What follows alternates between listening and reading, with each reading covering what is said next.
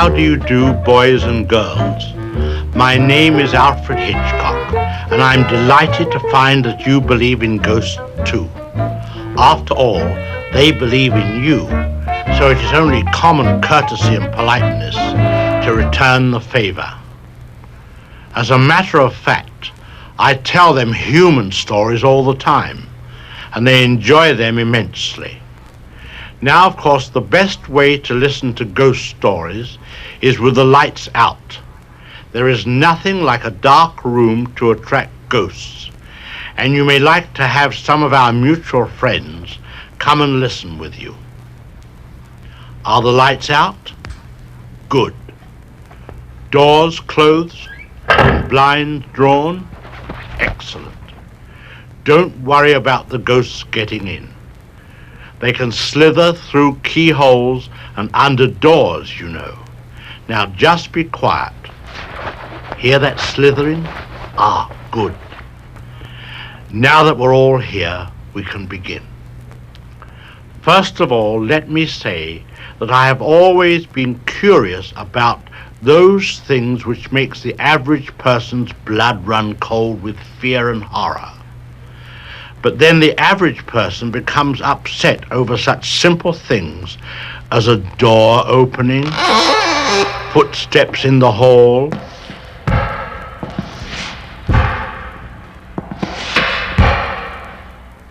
an ordinary owl or cat. And they make such a fuss over simple things like the fluttering of a bird's wings, a girl's voice on a summer evening, or for that matter, a dripping faucet, as we seem to have here. But you and I are above these things. However, it might be best for me to get a wrench and turn that water off completely. While I'm doing that, why don't you listen to the first story, The Haunted and the Haunters, or The Pirate's Curse. It's about the housing shortage some years ago.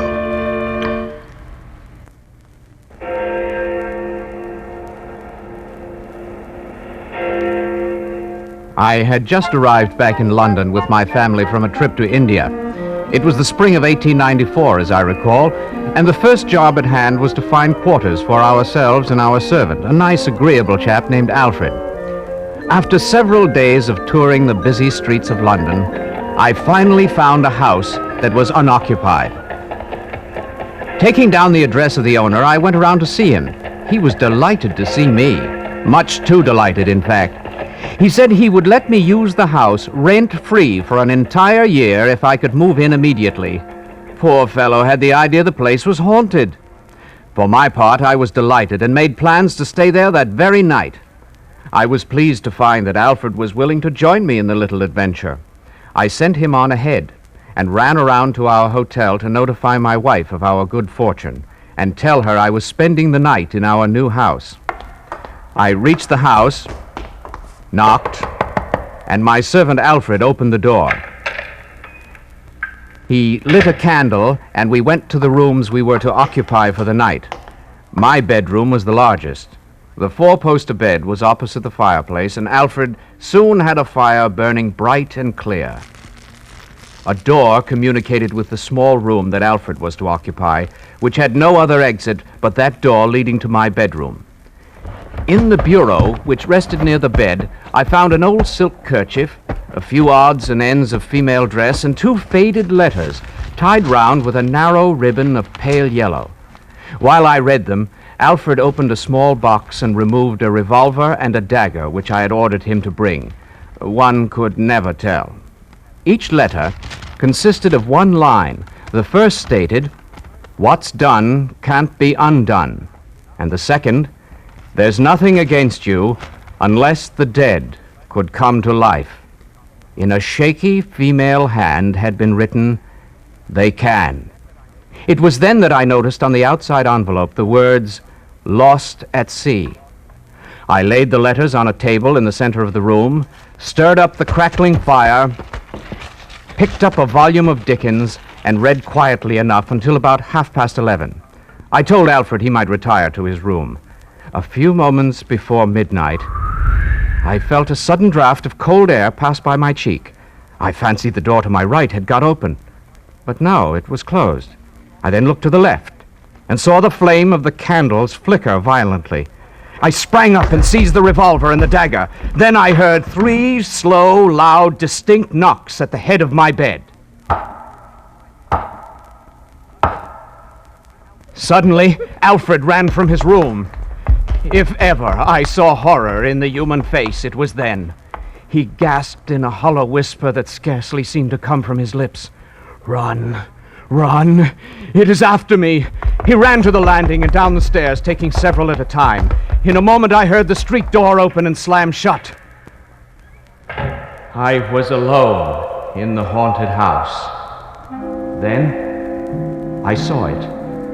How shall I tell you what it was like? It was a darkness, shaping itself forth from the air in very undefined outline. I cannot say it was of human form, and yet it had more resemblance to a human form than anything else. As it stood, its dimensions seemed gigantic, the summit nearly reaching the ceiling. As I stared, I thought that I distinguished 2 eyes looking down on me from the boiling air. I tried to speak, but could not. I could only think to myself, is this fear? Is this fear? I tried to move, but could not. I felt as if I were weighted down by an irresistible force. Opposed to my will was another, far superior. My fear now became horror, horror that no words can convey. Still, I retained pride. And if not pride, then courage. For in my mind I said, this is horror, but it is not fear. Unless I fear, I cannot be harmed. With a great deal of effort, I reached my hand out toward the dagger on the table. But as I did, I felt a strange shock on my arm and shoulder, and I was powerless. And now the light slowly began to wane from the candles. The same was happening with the fire. In a moment, the room was in utter darkness, and my terror reached a climax. And wonder of wonders, I broke forth with the words, "I do not fear, my soul does not fear." With that, I found the strength to leap from the bed and rush to the window and throw back the curtains and fling open the shutters, for my first thought was, light!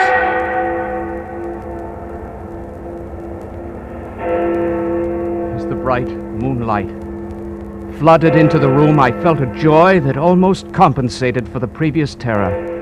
Then came the same measured knocks I had heard before.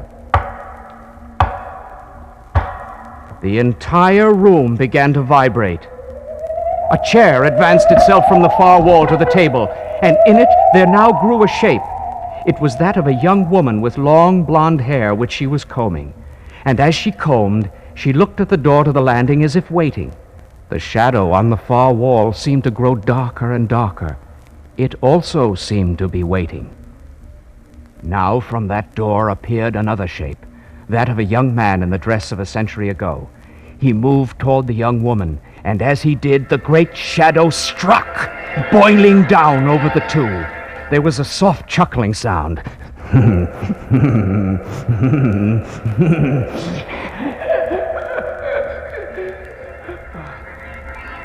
Then the great shadow whirled away as if in triumph, and there on the floor it left the wispy figures of the young man and woman. As it had been withdrawn, the flame grew in the candles and the fire in the grate. The whole room came once more calmly into sight. The next day, I explained the night's proceedings to the owner, and together we went over the house with a fine tooth comb. In the basement, we found buried back under the bedroom wing a battered sea chest with a crest on it bearing the letters G.H., and in it a sheaf of papers which explained the ritual of the night before. G.H. were the initials of Gideon Hawke, an English pirate who had been in love with the young girl who lived in this home 100 years ago. She refused his attentions and married a proper gentleman of aristocratic birth. In a rage of vengeance, Hawk vowed their death. But before he could arrive in England on his terrible mission, his boat was caught in a storm, and nothing survived but the wreckage in which was found the trunk. A short time later, the young lady and her husband died under very mysterious circumstances. With the removal of the trunk, the nightly reenactment of Gideon Hawk's revenge ceased, and I must say that the house has become a fine, cozy home for myself and my family. As a matter of fact, we still live there.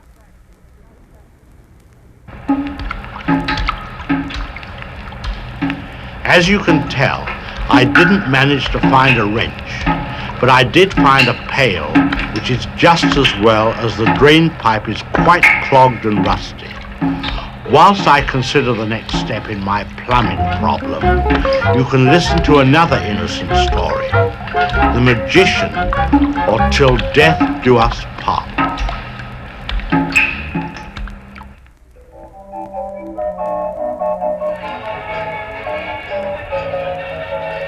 It was hard to imagine why Jenny thought the magician in the circus attractive. He had large, bulging eyes, a high-domed forehead, and a thin slit of a mouth which twitched slightly all the time. But, dressed in his top hat and wearing a red silk lined cape, he was everything a poor romantic little farm girl could ask for, especially a little farm girl whose life was one dreary day of drudgery after another. Perhaps it was the strange, hypnotic feeling she had when he said, "Jenny, eh? What a pretty name. What a pretty girl. And you say you would like a job as my assistant in the circus? Come in, Jenny." She stepped into his wagon and looked about, and was so entranced by what she saw that she was only dimly aware of the door swinging shut and the lock clicking behind her. The room was filled with strange things. A bat bobbing in a large jar of alcohol. Pictures of strange creatures with 5 legs and 6 eyes. On the walls, strangely colored charts of the sun and the stars. The windows draped with a thick purple gauze. A mummified cat baring its teeth. And huddled on an old bent chair in one corner was a young girl of about her own age. "I was just talking to Esmeralda here," said the magician. "She's been a bad girl, haven't you, my pet?" "I won't stay here any longer," said the girl in a tearful voice. "That's one," said the magician, his mouth twitching a bit more than usual. "I won't be your assistant any longer," said Esmeralda. "That's 2, twitched the magician as he took a step toward the girl. Jenny whispered, "What are you going to do?" The magician turned his large eyes on her and said, "I'll be with you in a moment, my dear." Esmeralda ran to the door, but it was locked. "Let me go!" she screamed. The magician waved a long, bony finger at the girl and said, "That's 3!" With that, there was a blinding flash.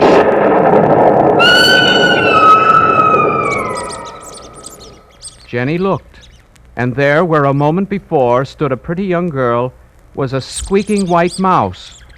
The magician pounced on the mouse and chuckled. He picked it up and walked to a small closet. He opened the door and took out a cage that was filled with white mice. He dropped Esmeralda in the cage and put it away. He turned and moved toward Jenny. "And now, my dear, what was it you were saying?" he said. Jenny ran to the door and started to hammer at it with her fists. She turned and said, "You terrible, horrible man doing such an awful thing. I wouldn't be your assistant if you were the last magician on earth." The magician shook his finger at her, smiled, and said quietly, "That's 1."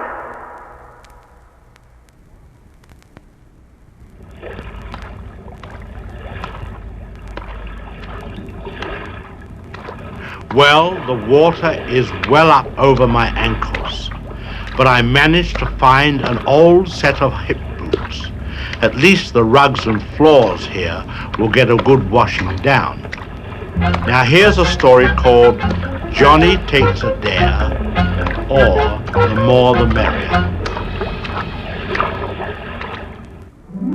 The best thing about the new house they were building down by the woods at the other end of town was that there wasn't any watchman. You know how cool it is to play in a house that's being built? All that sand and all those wooden beams over the cellar that you can walk tightrope on? The kind of playing that it's a good thing parents don't know anything about, because if they did, they'd have a fit. Well, it all happened on a Saturday in the summertime, the time of year when you have dinner and still have a few hours of daylight left to play in. Johnny, a husky 10-year-old, and his pals were playing King of the Hill on the sand pile by the new home. And Johnny was doing a pretty good job of being the king. As they wrestled up and down, the sun slowly set through the trees and cast long, shadowy fingers across the unfinished house and the great piles of unused lumber. The darker it got, the brighter glowed the red warning lantern which the workmen had left behind, until finally everything was bathed in an eerie red glow. Finally, the game stopped, and the boys, breathing heavily, looked about them. "Gee, it's scary, isn't it?" one of the boys said with wide eyes. "Nothing to be scared of," said Johnny, who liked to think that he wasn't scared of anything. One of the boys whispered, "Gee, fellas, think I'll just head on home." "Oh, yeah," whispered another boy. "I'll bet that you get out of here as fast as we do." Johnny yawned and stretched. "I don't know, fellas. Maybe I'll just spend the night here," the whispering boy said. "Go on. I just dare you to." "What'll you give me if I do?" said Johnny, who liked to take dares to show how brave he was. "My new scout knife," whispered the boy as he edged toward the road home. "Sure," said Johnny, "like taking candy from a baby. Drop off and tell my folks I'm camping out for the night." Johnny looked around and started for the unfinished house. He was startled for a moment as he saw a great shadow moving against the side of it, but laughed weakly to himself as he realized it was his own shadow caused by the red lantern light. One room was almost finished. At least it had a floor and a roof on. "Good a place as any," said Johnny to himself as he found a clear place on the floor and settled down. The wind blew crisply through the open doors and windows. There was just a sliver of a moon, but it was quickly covered by a swift-moving cloud. Soon there was no light at all, but the red lantern glowed against the opposite wall. After a while, Johnny thought his eyes were playing tricks on him, because the red lantern light seemed to be getting dimmer and dimmer. What was that? He heard the sound of scratching from the next room. It got louder and louder. Then around the corner scurried a squirrel. "Phew," said Johnny half to himself. The squirrel looked at Johnny and almost grinned. At least Johnny thought he did. And he settled back again. What was that? Scratching again. Louder this time. Then he saw a shadow move slowly into the doorway. It was another squirrel, but it was as big as a cat. Johnny pretended to be asleep. The big squirrel pattered over to the little squirrel and spoke to him. "Hello there, Henry. Well, what are we going to do with him?" "Good evening, Clarence. We'll wait until Charlie comes," said the little squirrel. And they both turned and grinned in Johnny's direction. Through half-closed eyes, Johnny thought that their teeth were awfully long and that he didn't care so much about that new scout knife. A few moments later, there was some more scratching. Pretty loud this time, and in the door came a squirrel as big as a sheepdog. He shuffled over to the others and nodded in greeting. Henry? Clarence? What'll we do with him?" Henry piped up. "Like I just told Clarence here, George. I'll wait till Charlie comes." George nodded and grinned at Johnny, who was beginning to have some doubts about this whole adventure. He was beginning to wish he was home in his own bed when he heard a heavy noise. And in through the door came a squirrel as big as a good-sized pony. His bushy tail brushed the top of the door as he entered. He lumbered over to the other three and sat up, and his head almost touched the ceiling. He said, "Hello, Clarence. George. Oh, I didn't see you there, Henry. Well, what are we going to do with him?" The other three said, Hello, Cecil. Wait till Charlie comes. Then they all turned toward Johnny, but before they could grin at him, Johnny leaped to his feet, and as he ran wildly out the door, he shouted, "Tell Charlie I couldn't wait!"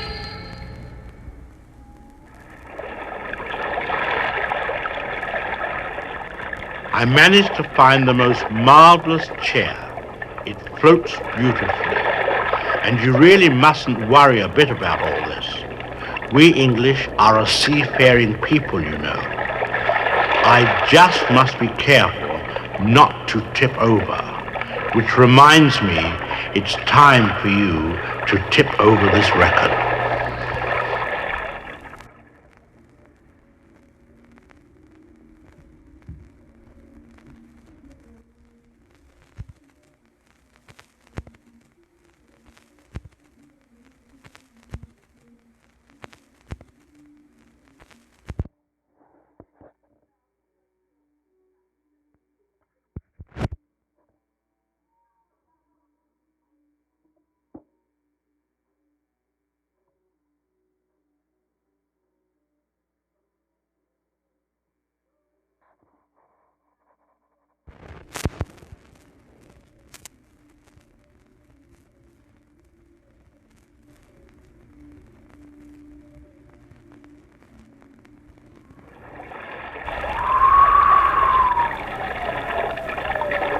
I've been thinking the past few minutes. It's interesting to note how being afloat makes one thoughtful. The soothing motion, I suppose. At any rate, I was thinking that perhaps it might not be a good idea for you to listen to too many ghost stories.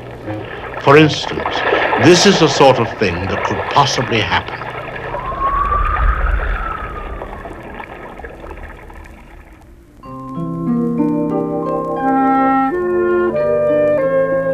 Mr. Nuttall was a very nervous man. He had been undergoing treatment for several years now, and as he had an independent income and no need to work, he spent a great deal of his time in visits to friends and relatives. Before his nervous condition had come about, he had been an almost total recluse, spending a great deal of time raising mushrooms in his damp cellar and reading a large number of books. As a consequence, his visits to see relations consisted of meeting a large group of comparative strangers. It was in the early fall of the year when he knocked on the door of the Sappleton residence. He was ushered in by a very dignified 10-year-old girl who asked him to have a seat and told him that her aunt would be down shortly. She sat for a moment, glancing at a large, strangely bound book, then looked up at Mr. Nuttall. Do you know many of the people around here?" she asked. "Hardly a soul," said Mr. Nuttall. "Then you know practically nothing about my aunt," said the girl. Mr. Nuttall admitted he knew only her name and address. The young girl smiled sympathetically. "Her great tragedy happened just 3 years ago." "Tragedy?" inquired the nervous Mr. Nuttall. The girl pointed to the French windows leading to the lawn. "You may wonder why we keep that window open in the fall of the year." "Oh, it is quite warm for this time of the year," said Mr. Nuttall, shifting in his chair. "But has that window got anything to do with the tragedy?" The girl then told him this story. Out through that window 3 years ago this very day, her husband and her 2 younger brothers went off for a day's hunting in the woods you can see there. They never came back. In crossing the swamps to their favorite piece of hunting ground, all of them were engulfed in a treacherous piece of quicksand. Their bodies were never recovered. That was the dreadful part of it. My poor aunt thinks they will all come back someday, they and the little brown dog that was lost with them, and walk in that window just as they used to do.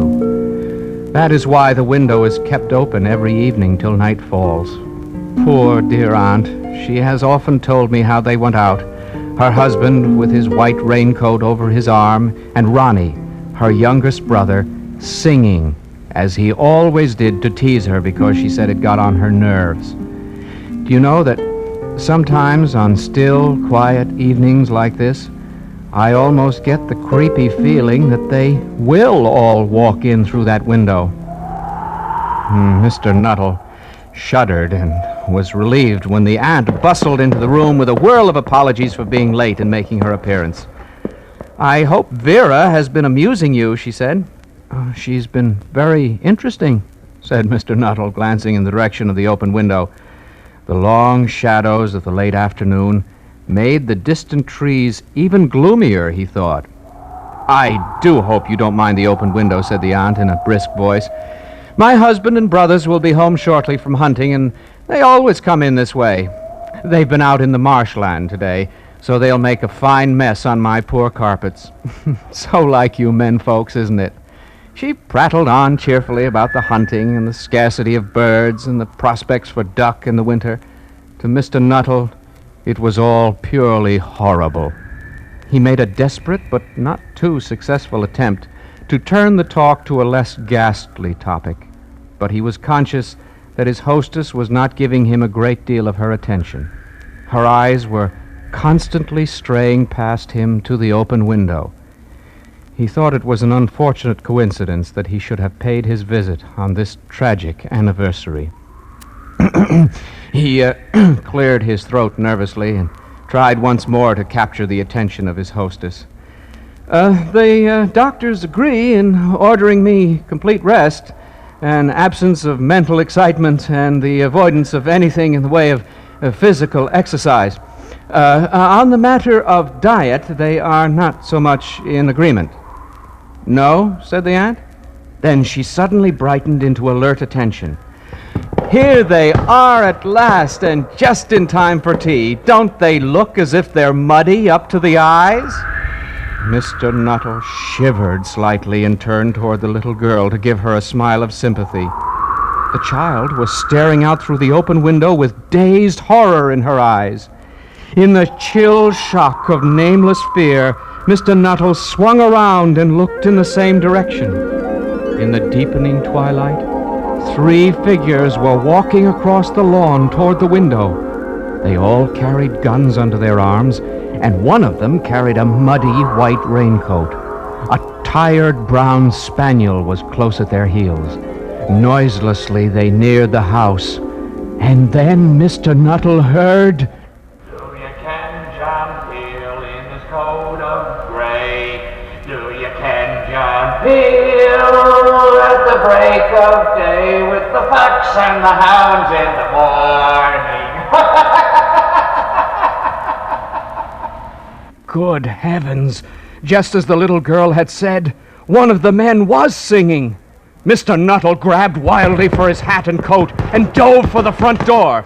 Flinging it open, he ran down the path, tried to jump the hedges, tripped and fell down. He picked himself up and with one terrified look back at the house, ran down the road toward the railroad station.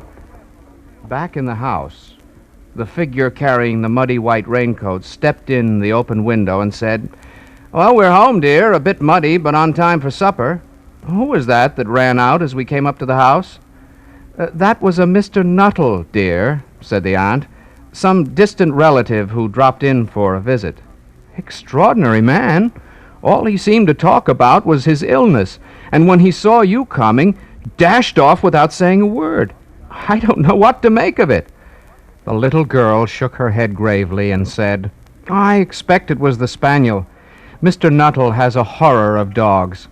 He was telling me just before you came down that once he was chased into a cemetery by a pack of wild dogs and had to spend the night in a newly dug grave with the creatures snarling and grinning and foaming just above him." "Oh, why, the poor man," said her aunt. "One would have thought he had seen a ghost." The little girl smiled sweetly.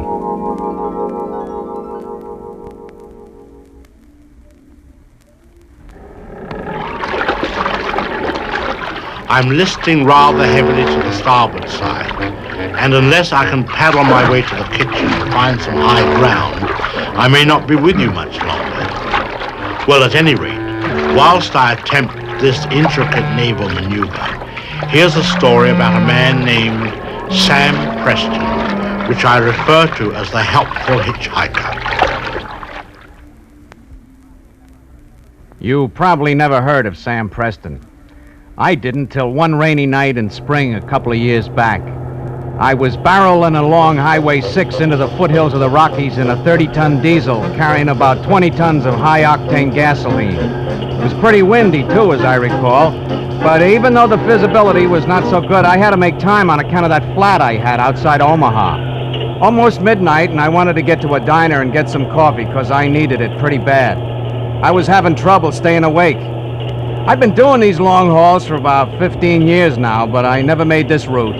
Anyway, I'm doing about 50 and staring at the white line in the highway, and rain is splashing off the windshield, and the wipers are going lickety-split. And then I saw him. Now, I'm not one to pick up hitchhikers. You never know. Might be a hijacker. Besides, we got orders not to. I got a glimpse of him as I went by, and what the devil, here's an old guy out in a storm and no raincoat, and it's a good 10 miles to anywhere. So I hit the brakes hard, and I could feel all that gasoline sloshing around in the big tank piling up the weight behind me. But I pumped the brakes till I stopped and then waited for him to catch up. Boy, was he soaked. He swung up into the cab and dropped into the seat. "Thanks, fella," he said. "Here," I said, and I handed him a towel that I always keep handy for washing and shaving. Before I even asked him, he tells me he was out walking and got caught in a storm. Wasn't going far, he said, but every little bit helps. Seemed like a gentle old guy, gray hair and all. Used to be a driver himself, so he knew all about trucks and long hauls. Said he stopped driving about 10 years ago, and now he had a part-time job. Didn't tell me what it was. His name was Sam Preston. Anyway, he knew the roads, and we talked some. Every so often I'd glance over at him. The lights from all the dials on the dashboard gave him a funny look, like he was sitting there in a kind of a misty glow. And his voice was like a whisper that somehow cut through the noise of the motor. Those diesels make quite a racket, you know. Oh, he asked about my kids, which was pretty strange since I didn't recall saying anything about them. Well, after a while, he told me that the place he got off was just a little ways ahead, and so I started to slow down. Just before he got out, he told me about a diner that was about 2 miles up ahead, but said to be careful because of a hairpin turn just before you come to it. The curve was not so bad, but this time of year there might be rock slides, especially with all the rain.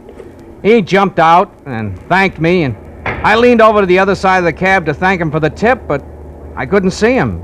And just like that, he was gone. I didn't see any houses.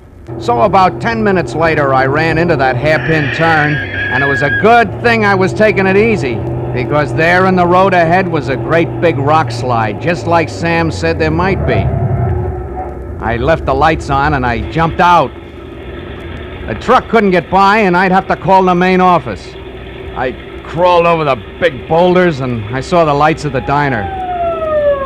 Just then, a state trooper car drove up and told me they'd have a bulldozer there in a couple of hours and I could get through then.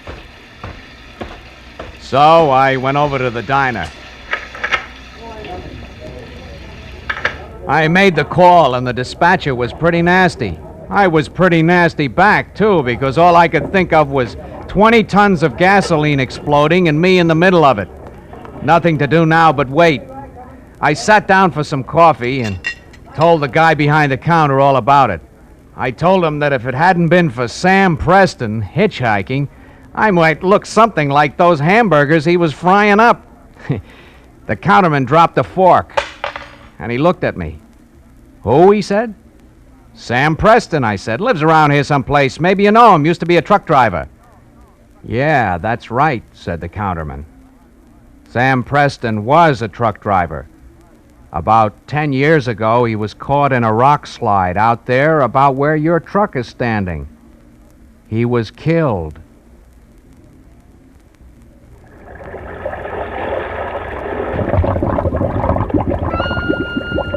My chair sank. I'm addressing you from the top of the refrigerator. Never at a loss, however, I managed to salvage my small radio transmitter as I floated past the closet. And while the water is creeping up over my knees, I am attempting to attract some nearby plumber. Well, there go the batteries. Nothing to do now but wait. The last few minutes are the hardest, you know. They always have been, for me at any rate. If I'd only thought to bring the vanishing cream. Which brings us to a story about a boy named Jimmy.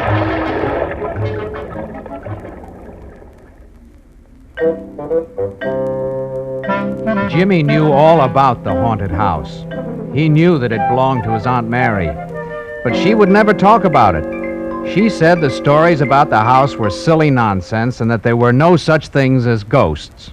If all the villagers weren't a lot of superstitious idiots, she would be able to rent the house, and then she would have enough money to buy Jimmy some decent clothes and, best of all, take him to the movies as often as he would like to go. Jimmy thought about the house a lot. If he could only prove there wasn't any ghost. And so one Saturday morning when his aunt was in the village, Jimmy took the key to the haunted house and started out. Nothing to be scared of, he told himself. Ghosts aren't around in the daytime. But when he pushed through the dark, gloomy path and looked at those blank, dusty windows, he wasn't so sure. He walked up to the porch and stopped. His feet didn't seem to want to go up the steps. It took him nearly 5 minutes to persuade them to move, but they finally did. They marched him right up to the door, and Jimmy put the key in the keyhole. It turned with a squeak, and Jimmy pushed the door open and went in. The hall was empty. And then, as he stood there, listening to the bumping of his heart, gradually the light faded. The hall grew darker and darker, as if something huge had come up the porch behind him and stood there blocking the doorway.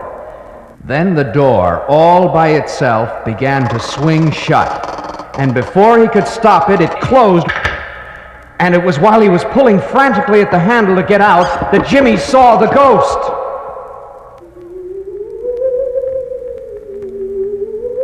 It was a tall, dim, white figure, and it came gliding slowly down the stairs towards him.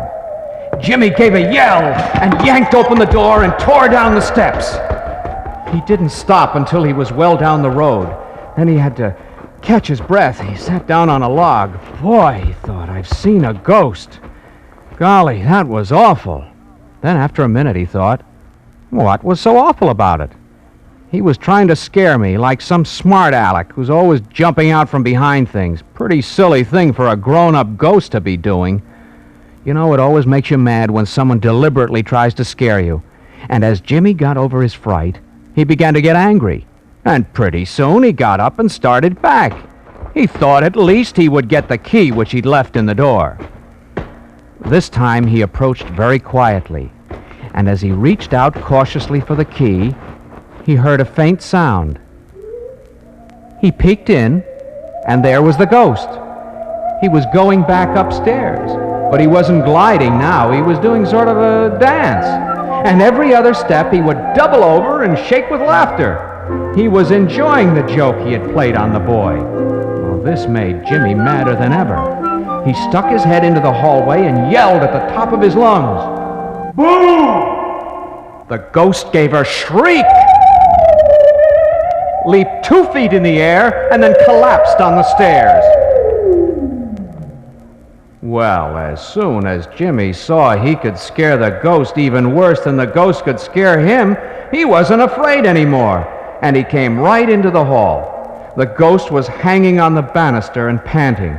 He looked at Jimmy and moaned, "Oh, for goodness sake, boy. Heavens to bedsheets, what an awful thing to do." Jimmy smiled at him. "Now we're even." The ghost looked pained and said, "Look-a-here, Sonny, you don't understand. Ghosts are supposed to scare people. People aren't supposed to scare ghosts. It could be pretty serious for me if people got to know about it." Jimmy said, "You mean you don't want me to tell anybody about it?" "Suppose we make a deal," the ghost said. "You keep still about this, and in return Well, let's see. How would you like to know how to vanish? Oh, but that'd be swell, Jimmy exclaimed. But can you vanish? Sure, said the ghost. And he did. But his voice went right on explaining how handy it would be to get into the movies free, and if anybody wanted Jimmy to do some chores, they wouldn't be able to find him. But Jimmy had been thinking about things, and he said no, that there was only one thing that would keep him from telling people how easy it was to scare ghosts, and that was for the ghost to move into the old Miller house up the road. That old shack, said the ghost. Have a heart, boy. The doors are half off. Roof leaky, rain dripping all over the place. So they argued about it. The ghost said if Jimmy wanted to make money, he could learn to vanish, then he could join a circus and get a big salary. Jimmy said he didn't want to be in a circus. He wanted to go to college and learn to be a doctor. So the ghost sobbed and cried and said he'd been living in the house for 30 years and now he was being thrown out into the cold world.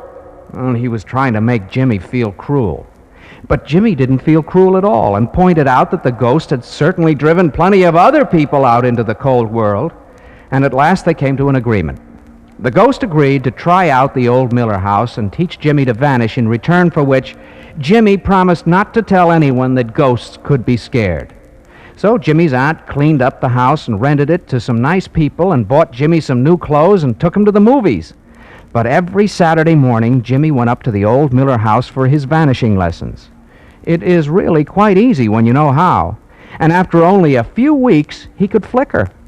And in 6 weeks, the ghost gave him an examination and he got B+, which is very good for a human. He taught Jimmy several more tricks. The best one was how to glare with fiery eyes, which was useful later on when Jimmy became a doctor and had to look down people's throats. So if ever you are in the hospital and hear a voice over the loudspeaker calling, Dr. Jim Crandall, call for Dr. Crandall, it might well be that it's Jimmy they're looking for, because every now and then he forgets himself and just vanishes.